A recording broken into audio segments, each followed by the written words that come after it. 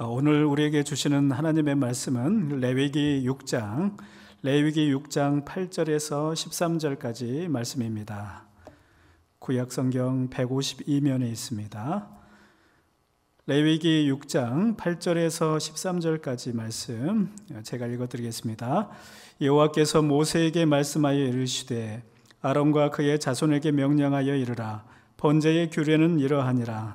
번제물은 아침까지 제단 위에 있는 석쇠 위에 두고 제단의 불이 그 위에서 꺼지지 않게 할 것이요, 제사장은 세마포 긴 옷을 입고 세마포 속바지로 하체를 가리고 제단 위에서 불태운 번제의 재를 가져다가 제단 곁에 두고 그 옷을 벗고 다른 옷을 입고 그 재를 진영 바깥 정결한 곳으로 가져갈 것이요, 제단 위에 불은 항상 피워 꺼지지 않게 할지니 제사장은 아침마다 나무를 그 위에서 태우고 번제물을 그 위에 벌려 놓고 화목제의 기름을 그 위에서 불사를 찌며 불은 끊임없이 제단 위에 피워 꺼지지 않게 할지니라. 아멘. 기도하겠습니다. 아버지 하나님, 지난 밤에도 주님 품에서 안식하게 하시고 이 아침 새날을 맞아 주님 앞에 향하게 하시니 감사를 드립니다. 오늘도 주님께서 우리에게 걷는 길에 함께하여 주시고 우리를 주의 훈계로 가르쳐 주옵소서. 우리에게 설날의 기쁨을 허락하여 주신 아버지 하나님, 또 오랜만에 만나는 가족들과 귀한 교제를 통해서 사랑과 화목이 넘치게 하여 주시고 또 믿지 않는 가족들에게 복음을 전할 수 있는 지혜를 주시옵소서. 또한 멀리 고향에 가지 못하는 성도들도 주님의 위로와 평안으로 채워주시기를 기도합니다.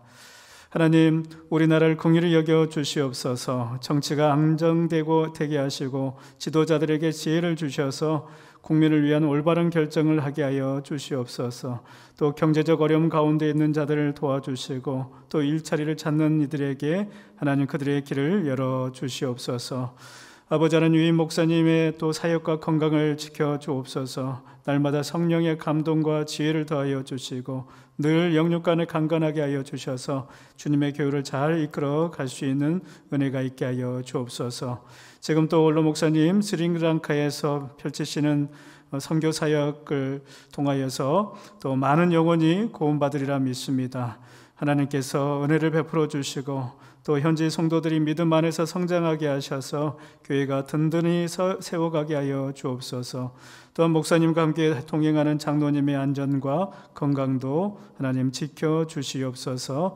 이제 말씀을 듣습니다. 우리의 눈과 귀를 열어주시고 주님의 생명의 말씀으로 오늘 하루가 풍성한 은혜로 채워지게 하여 주옵소서.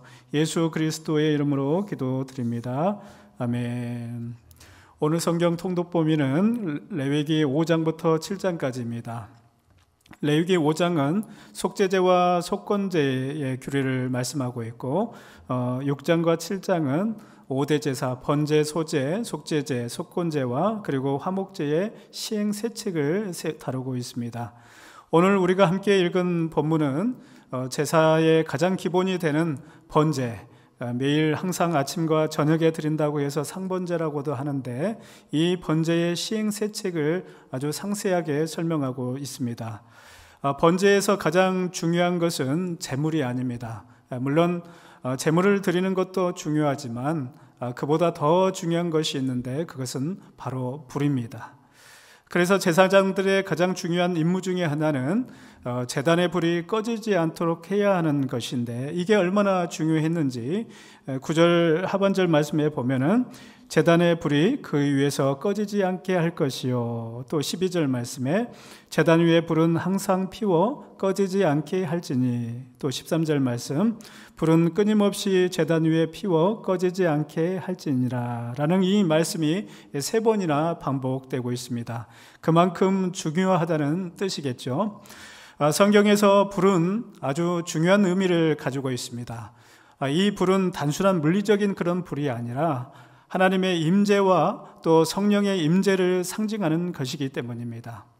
성경을 보면 하나님께서 불로 임재하신 사건들이 많이 나오는데 모세가 하나님을 처음 만났을 때도 떨기나무에 불이 붙어 있었습니다.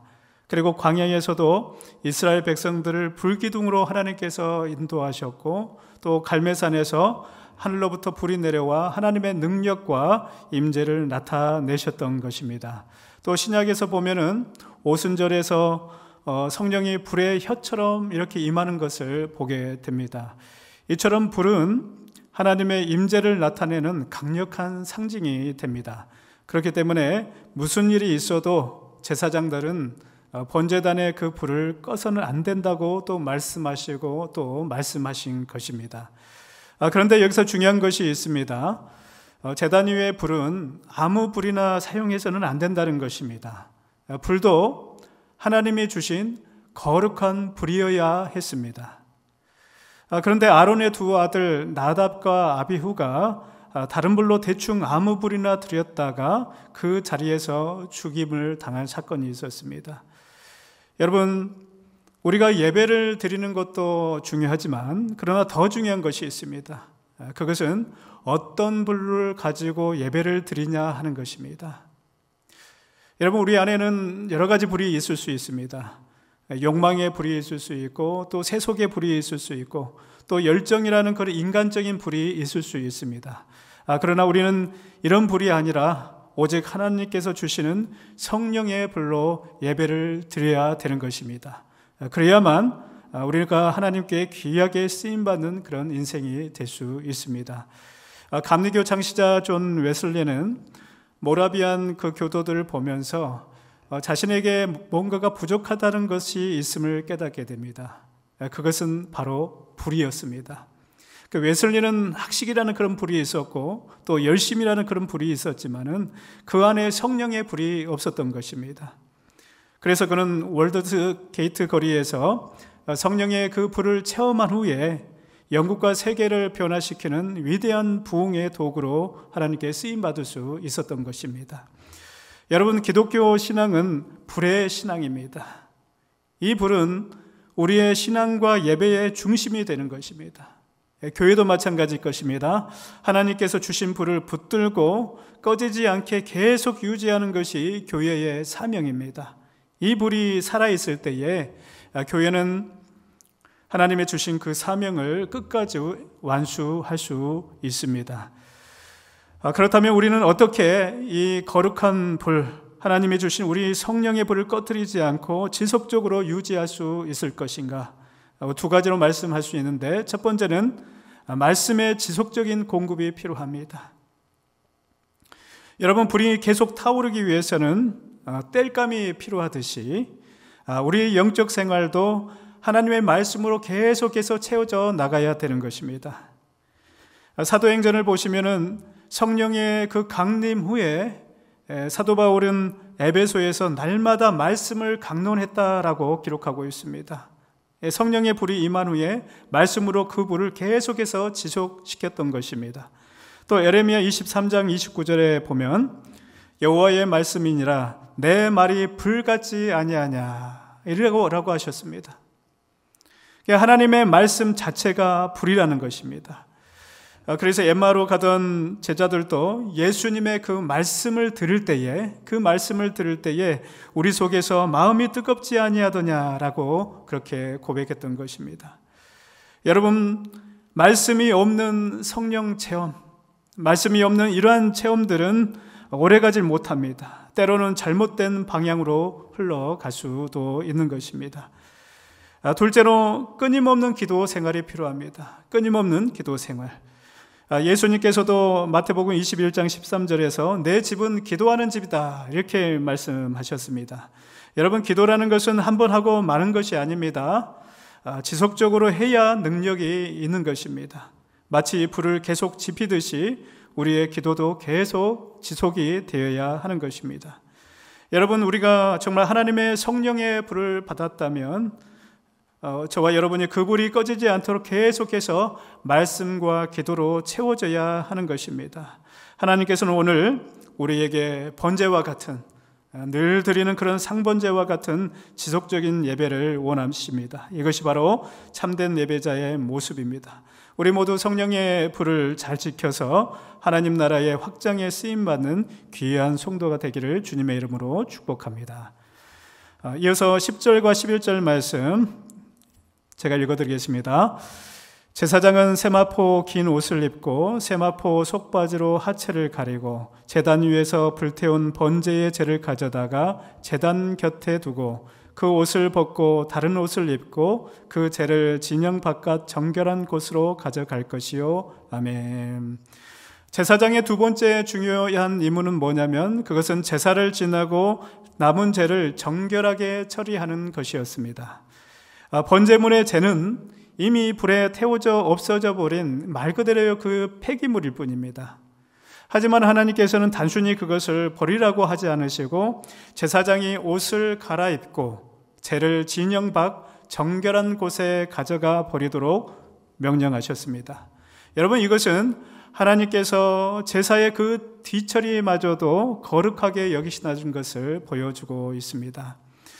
여러분, 하나님은 우리의 삶에서 겉으로 드러나는 큰 일만이 아니라 보이지 않는 작은 일 하나하나까지도 귀하게 보시는 하나님이십니다. 그러니까 오늘 우리가 하나님께 예배를 드릴 때에 성가대의 아름다운 노래도 정말 귀하고 또 기도하고 설교하고 헌금을 드리는 것, 이러한 헌신은 분명 하나님께서 기뻐 받으십니다. 하지만 그뿐만 아니라 예배가 끝난 뒤에 청소를 하고 또 주방에서 봉사를 하고 눈에 띄지 않는 작은 그런 허드렛 일 또한 하나님께서는 동일하게 귀하게 보시고 관심을 가지고 계신다는 사실입니다. 여러분, 제사장은 제사장으로서 또 레위인은 레위인으로서 각자 자기의 일을 감당하지만 어느 것이 더 귀하고 또 어느 것이 덜 귀한 것이 아니라 각자 자기의 일을 맡아서 하나님이 정하신 그 규례대로 그 의미를 깨닫고 그리고 거룩하게 행하는 것이 바로 제사의 참 뜻인 것입니다. 그러므로 오늘 우리에게 각자 자기에게 맡겨진 그 일을 오늘 우리가 감사할 줄 알고 최선을 다해서 감당하게 될 때에 그것이 하나님을 기쁘시게 하는 일이요 또 하나님이 받으시는 예배이며 헌신인 것입니다. 여러분, 오늘 우리에게 주신 하나님의 그 사역이 무엇입니까?